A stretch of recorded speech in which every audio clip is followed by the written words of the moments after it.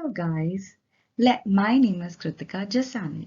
Let's learn phonics with Kritika Jasani. So what is today's question? How many sounds does the letter Y make? Of the Y letter can make 4 sounds. So Y acts as a chameleon. Y can give you the sound of a consonant like y if it lives at the beginning of a word. For example, yellow, yogurt, yummy.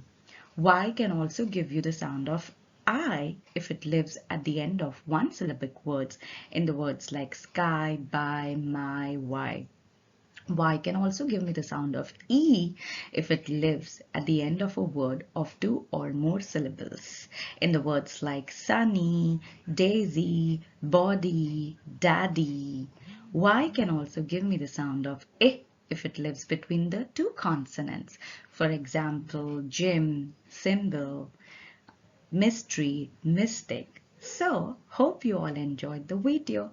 So now you all know that Y can give you 4 sounds.